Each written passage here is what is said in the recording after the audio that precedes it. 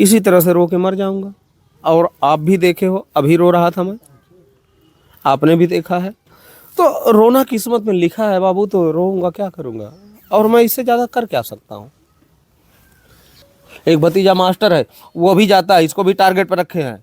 हम लोग कहीं भी मार्केट में, बाजार में, कहीं भी जाना होता है तो मेरे साथ सुरक्षा व्यवस्था है, मैं लेके जाता हूँ। लेकिन ये लोग ऐसे ही जाते हैं, तो हम लोग फिक्स टाइम पे फिक्स जगह नहीं जाते हैं, क्योंकि वो कुछ भी कर सकते हैं। सक्षम है भैया, गरीब की कौन सुनता है।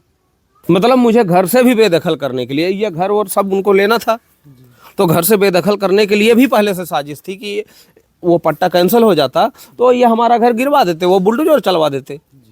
और उनका घर बना है बंजर की जमीन में, और वो भी स्टे की जमीन में, उन पे बुलडोजर नहीं चल रहा है।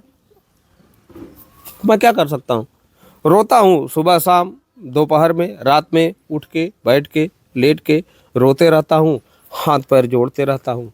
बाकी बस अब मेरे हाथ में कुछ है नहीं। दोस्तों नमस्कार। जैसा कि आप सभी लोग जानते हैं कि जो अनुराग यादव हत्याकांड होता है, उससे हमारा पूरा देश दहल गया। एक माँ के सामने जो है एक मासूम बच्चे के गर्दन को उसी तरीके से अलग कर दिया जाता है जैसा आप लोगों ने इतिहास में, महाभारत में देखा होगा, चक्र सुदर्शन जो है गले को अलग करता है। उसी तरीके से पहली घटना है जो भारत देश में एक माँ के सामने ही बच्चे को तलवार से गर्दन को अलग कर दिया जाता है। आज इस घटना को 3 महीने से प्लस हो गए हैं, और आज भी जो है प्रधान जी गए थे, जो आज 5 तारीख है, तारीख पड़ी थी, और फिर जो है डेट पे डेट, फिर डेट मिल जाता है 10 तारीख को। ऐसे में इस परिवार का जो है इंतज़ार करते करते आँखों की जो आंसू है, अश्रुधारा कभी रुकती नहीं है। और बहुत कष्ट के साथ कहना पड़ता है कि जो पहले फिल्म बनी थी अंधा कानून, क्या वास्तव में अंधा कानून है कि जब सारे सबूत सब कुछ पर्याप्त हैं, इसके बाद भी इतना तारीख पे तारीख और इतना दुखद और इतना पीड़ादायक मैटर को जो है लोग खिलौना बना रहे हैं। और प्रधान जो है शाम तक इंतजार करते रहे और सबसे लास्ट में उनकी फाइल को देखी जाती है। पिताजी, क्या प्रधान जी से बात हुई? नहीं भैया, मैं कचहरी गया था, वकील साहब लोग से मिला, फिर मैं चला आया, क्योंकि मुझे पता है भैया न्यायालय में क्या होता है। तारीख मिलती है, आप सुबह चले जाओ, शाम तक आओ, वकील साहब को आप पैसे दो और तारीख ले लो, फिर अगली तारीख पे जाओ, तारीख ले लो, बस यही होता है बाबू। वो चीज़ें मैंने देखी हैं और आज भी वही हो रहा है। आप बताइए कि बगैर नोटिस के कितनी जगह बुलडोज़र चल गया, जहाँ नोटिस नहीं लगी फिर भी बुलडोज़र चला। और यहाँ नोटिस लगाने के बाद भी उनसे सफाई मांगी जा रही है कि आप आपत्ति दाखिल करो। ठीक है, आपत्ति दाखिल कर दिए, क्या आप लोग हैं, मैं क्या शिकायत क्या करूं। गरीब आदमी शिकायत भी नहीं कर सकता, मजबूरी है। बस निवेदन कर सकता हूं कि आप लोग देख रहे हो साहब, तो कुछ ऐसा भी कर दो कि किसी गरीब का दिल टूटे न, कुछ ऐसा कर दीजिए। और आप तारीख दे देते हो, कोई बात नहीं साहब, आप जैसे भी हो अच्छे हो, आपने बहुत मेहनत किया है उस कुर्सी तक पहुंचने के लिए, मालिक ने आपको उस काबिल बनाया है। और लेकिन निवेदन करता हूं, रिक्वेस्ट करता हूं कि कम से कम किसी की सुन भी लिया करिए। कितनी जगह बुलडोज़र चल गया जहां नोटिस नहीं लगी थी, नोटिस लगने के पहले बुलडोज़र चल गया। और यहाँ आपको पता है कि ये बंजर में है ज़मीन, फिर भी बुलडोज़र नहीं चल रहा है। क्या कह सकता हूँ, गरीब आदमी। आज प्रधान जी ने एक बात कही कि लालता की पत्नी गई थी कोर्ट में, और वो बताते थे कि चाचा जी हमसे ही कहते थे, प्रधान जी आप सतर्क रहिए, आपकी भी जान को खतरा है। आज उन्होंने महसूस किया, उनके साथ कई लोग गए थे, तो उन्होंने कहा कि अब तक हम चाचा की बातों को इनकार करते रहे। तो ये चीज़ आपको पहले भी संदेश था कि वो लोग प्रधान जी को भी निशाना बना सकते? जी भैया बिल्कुल, मैंने प्रधान जी को पहले ही सचेत किया था कि बाबू वो कुछ भी कर सकते हैं, क्योंकि वो इस कदर शातिर हैं कि आप नहीं जानते हो। मैं उनके पड़ोस में रहा हूँ, मैं जानता हूँ। इसी तरह से रो के मर जाऊंगा। और आप भी देखे हो, अभी रो रहा था मैं, आपने भी देखा है। तो रोना किस्मत में लिखा है बाबू, तो रोऊंगा, क्या करूंगा। और मैं इससे ज़्यादा कर क्या सकता हूँ। 14 साल की उम्र से मुझे मुकदमा लड़ा रहे हैं, मुझे भी बोले थे कि 6 इंची छोड़ कर दूंगा। धनबाद से मुकदमा किए थे, मेरे बीवी के नाम, मेरे बच्चे के नाम, बच्चियों के नाम से मुकदमा है, छिनैती का, जबकि वो कभी ट्रेन पर नहीं चढ़ी हैं। और ये घर छोड़ के कभी गई नहीं है, फिर भी इनके ऊपर मुकदमा है। चचेरे भाई की बहू हैं सब, उनके ऊपर मुकदमा है झारखंड से। तो मैंने प्रधान जी से कहा था कि बेटा आप बहुत होशियार रहना, क्योंकि वो निगाह में आप भी हो। वो बोले नहीं चचा। मैंने कहा बेटा मानते नहीं हो, आपके पास ठीक है, आपकी उम्र है, जवान हो, लेकिन तजुर्बा मेरे पास ज़्यादा है तुम्हारे से।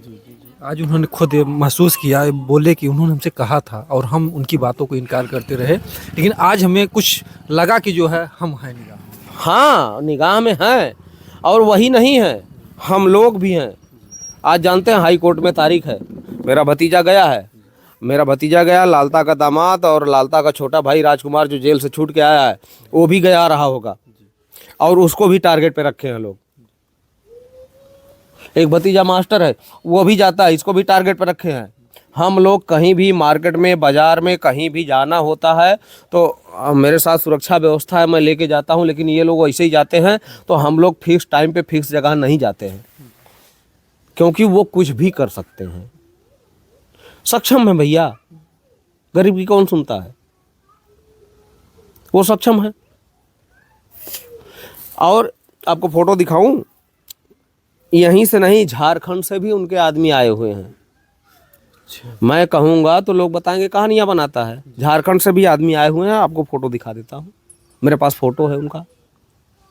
मैं 2 बार कचहरी गया था, मेरी रेकी की गई, और मैं उस समय उसी समय कह दिया कि भैया मैं कचहरी नहीं जाऊँगा। मरने का गम नहीं है, मरना एक दिन सबको है, लेकिन मेरी बच्चियाँ अनाथ हो जाएंगी। मुझे मरने गम नहीं, मैं तो उसी दिन मर गया जिस दिन अनुराग को उन लोगों ने मार दिया, मैं उसी दिन मर गया हूँ। जिंदा लाश हूँ, ढो रहा हूँ खुद को। जीने की कोई इच्छा नहीं, कोई शौक़ नहीं है, न खाने की, न पहनने की, न नहाने की, कुछ नहीं, ऐसे पड़ा रहता हूँ, कोई शौक़ नहीं है। लेकिन उन बच्चियों के लिए, और सुरक्षा व्यवस्था भी जो मैंने लिया है, उन बच्चियों के लिए ही लिया है। और ये लोग किस कदर हरामखोर हैं, अभी आपको पता नहीं होगा। कल की बात है, मेरा ये पट्टा जो है 40,000 पट्टा, मैं पहले बोलता ना, बड़े पिताजी के नाम से 40,000 पट्टा है, उस पर भी उन्होंने मुकदमा कर रखा है। ये ज़मीन जायदाद, ये घर मकान का मुकदमा है, वो सब लेना चाहते थे। उसमें कल तारीख थी, इतना दिन हो गया, कम से कम 20-25 तारीख पड़ी, हमको सम्मन नोटिस तक नहीं आया। और कल उस पर फैसला हुआ। सरकारी वकील साहब, मैं उनका धन्यवाद करना चाहता हूँ, प्रणाम करना चाहता हूँ कि साहब आप धन्य हो, आपने कुछ नेक काम किया है। वो वकील साहब बहस किए, और सरकारी वकील साहब बहस किए, और उन्होंने कहा, जज महोदय रहे होंगे, चाहे तहसीलदार महोदय रहे होंगे, जो भी रहे होंगे, उन्होंने उनसे कहा कि साहब ये चीज़ें बरकरार रखी जाएं। और उस पर कल बहस हुई, और वो भी एक श्रीवास्तव जी हैं, मीडिया से ही हैं, उन्होंने हमको बताया कि चाचा आपको मालूम था कि आपके नाम से तारीख थी और आपका पट्टा कैंसिलेशन के लिए उन्होंने एप्लीकेशन डाला था। मैंने कहा भैया पता ही नहीं है, मतलब मुझे घर से भी बेदखल करने के लिए, ये घर और सब उनको लेना था, तो घर से बेदखल करने के लिए भी पहले से साजिश थी कि वो पट्टा कैंसिल हो जाता तो ये हमारा घर गिरवा देते, वो बुलडोजर चलवा देते। और उनका घर बना है बंजर की ज़मीन में, और वो भी स्टे की ज़मीन में, उन पे बुलडोजर नहीं चल रहा है। मैं क्या कर सकता हूँ, रोता हूँ सुबह शाम, दोपहर में, रात में, उठ के, बैठ के, लेट के रोते रहता हूँ, हाथ पैर जोड़ते रहता हूँ। बाकी बस अब मेरे हाथ में कुछ है नहीं, और मैं अपराधी भी नहीं हूँ कि कुछ इस तरह का कृत्य करूँ जिस तरह से उन्होंने किया। हमको नहीं करना है भैया, जाओ, आप ही बड़े हो, आप राजा रहो, जाओ भैया, मेरी किस्मत में नहीं था, नहीं है, बात ख़त्म है। प्रधान जी ने उनके खेत में जो था, बीच में जो रोड निकलवाया, उससे आपको कुछ जो है आशा है कि आगे और भी प्रक्रिया कुछ हो सकती है? जी, प्रक्रियाएं अब क्या हो सकती है, भविष्यवक्ता तो मैं हूँ नहीं, लेकिन प्रधान जी ने सराहनीय कार्य किया है, उनका धन्यवाद है। जैसे उन्होंने उस दिन हम लोगों से ही कहा कि आज हम इसमें रोड निकलवा रहे हैं, लेकिन कल का अगला निशाना उनका घर होगा, बुलडोजर तो चलेगा निश्चित। भैया अब ईश्वर जाने बाबू, मैं तो कुछ कह नहीं सकता, मैं कैसे बोल सकता हूँ, क्योंकि भविष्य में जानता नहीं। और प्रधान जी ने जो किया, अच्छा काम किया है। और उन्होंने इतने दिनों से स्कूल की और ट्रस्ट की ज़मीन जोत के रखा था। खड़ंजा चक मार्ग जो होता है, चक्रोट वो भी अपने कब्जे में लेके बैठे थे। इतने दिनों से कार्रवाई नहीं हुई, प्रधान जी ने कार्रवाई किया उस पर, उनका भी धन्यवाद है। ईश्वर करे को हमेशा हमारे गांव के प्रधान बने रहें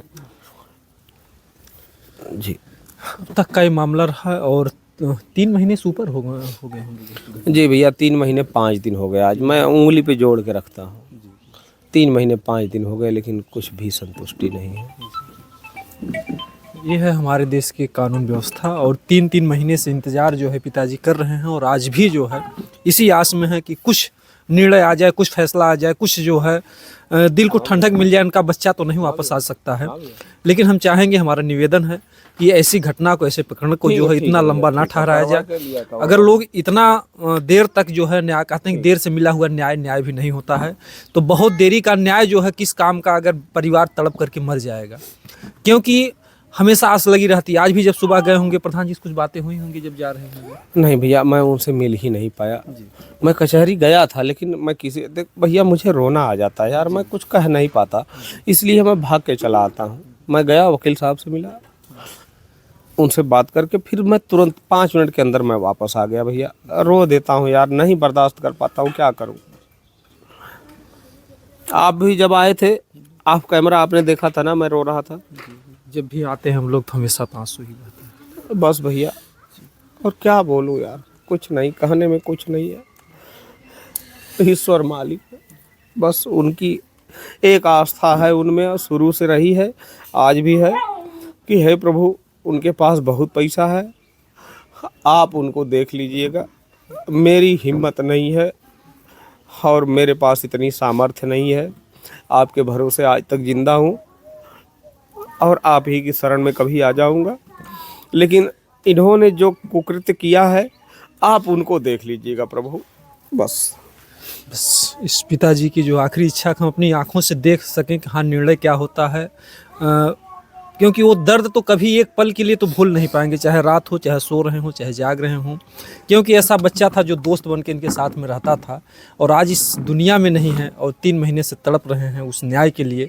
तो बहुत शर्म आती है कहने में कि ऐसी कानून व्यवस्था 3-3 महीने हो जाने के बाद भी जो है आज तक कुछ निर्णय नहीं हो पाया।